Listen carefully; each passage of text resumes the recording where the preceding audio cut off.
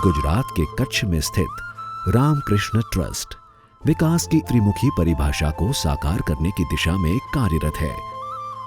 वर्तमान समय में विकास का जो प्रारूप मानवता के लिए नितांत आवश्यक है, उसे 3 प्रकार से समझा जा सकता है: स्थायी विकास, समावेशी विकास, संस्कृति मूलक विकास।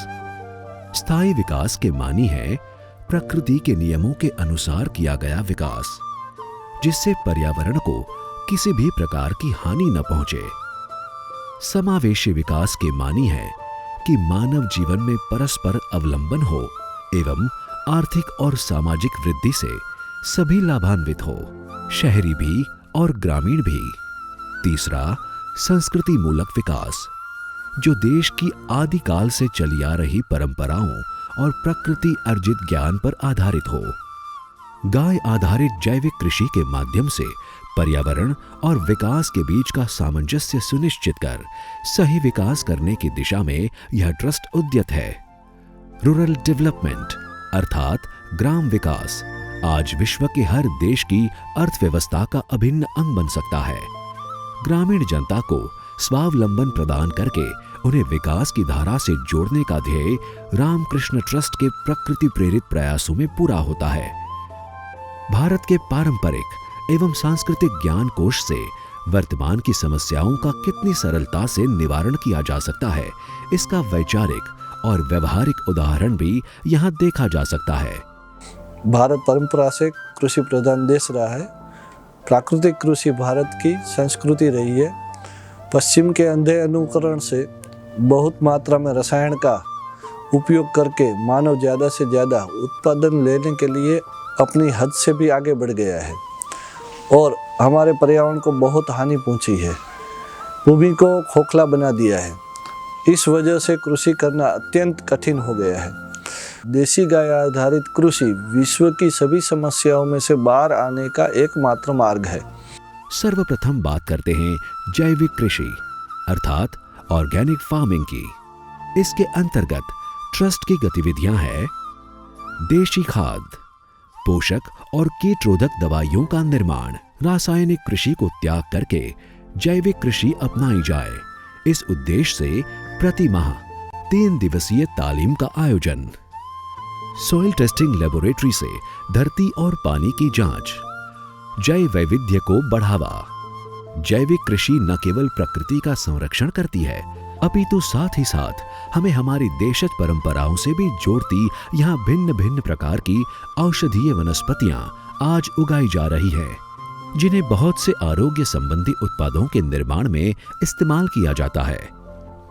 गौ संवर्धन रामकृष्ण ट्रस्ट का मूल उद्देश्य है और इसके अंतर्गत संस्था की गतिविधियां हैं गौवंश के गव्य का उपयोग और प्रचार एवं प्रसार, गौवंश की ऊर्जा का परिवहन और कृषि कार्य में उपयोग, दुधार गौवंश का निर्माण, उत्कृष्ट जाति के नंदी तैयार कर ग्रामवासियों को प्रदान करना, गोबर के कंपोस्ट खाद का निर्माण, गोबर से विभिन्न प्रकार की गृह उपयोगी वस्तुओं का निर्माण, गोबर से सौंदर्य प्रसाधन बनाना, गोबर गैस द्वारा मीथेन गैस उत्पन्न कर ऊर्जा निर्मित करना।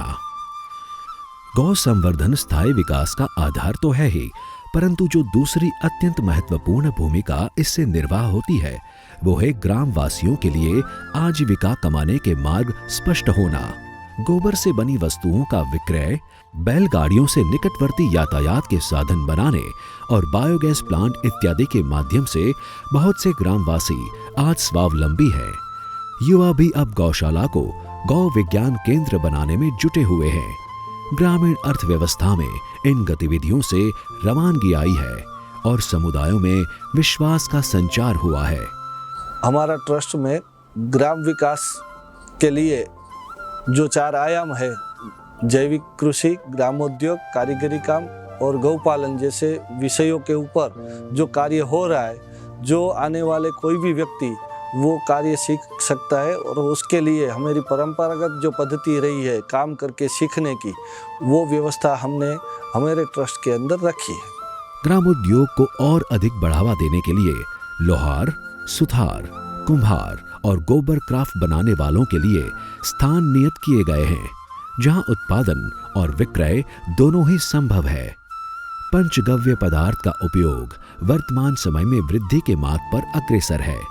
भारत देश के प्राचीन ग्रंथों का आरोग्य विज्ञान आज जन जन को सुलभ हो सकता है। रामकृष्ण ट्रस्ट न केवल इस विषय में जानकारी का प्रसार कर रहा है, बल्कि ग्रामवासियों को इस उद्योग हेतु सहायता भी प्रदान कर रहा है। पर्यावरण संरक्षण की दिशा में जैविक कृषि, गौ संवर्धन और ग्रामोद्योग के विकास के उद्देश्यों को प्राप्त करने की दिशा में रामकृष्ण ट्रस्ट ने प्राकृतिक गांव का एक सुचारू प्रारूप साकार किया है। यहाँ के आवास इको फ्रेंडली है। फल सब्जियों की मौसम अनुसार फसलें तैयार की जाती हैं और जल और ऊर्जा के प्राकृतिक स्रोतों का विवेकपूर्ण सदुपयोग किया जाता है। पर्यावरण संरक्षण हेतु वर्षा जल संग्रह और सौर ऊर्जा संसाधन के विकल्प ट्रस्ट द्वारा प्रदान किए गए हैं। इससे संस्था को दैनिक जल एवं ऊर्जा स्वावलंबन प्राप्त हुआ है। यहाँ देश विदेश से आने वाले सभी यात्रियों को प्रकृति का जो अनुभूति है और प्रकृति का प्रचार प्रसार है, उसके लिए इको टूरिज्म के माध्यम से ट्रस्ट कार्य कर रहा है। मानव मूल्य एवं मानव कर्तव्य के उत्थान को समर्पित ये ट्रस्ट मात्र एक ग्राम अथवा एक स्थानीय व्यवस्था को ही जीवन जागृति, प्रशिक्षण एवं स्वावलंबन प्रदान नहीं कर रहा, परंतु ये संपूर्ण भारत देश में आवश्यक ग्राम विकास के प्रारूप का एक ज्वलंत उदाहरण है। मानव धरती मां से जुड़ा रहे, अपना और अपने परिवार एवं समाज का पोषण करने में सक्षम हो और प्रकृति एवं संस्कृति का संरक्षक रहे, यही विकास की सही परिभाषा है। रामकृष्ण ट्रस्ट।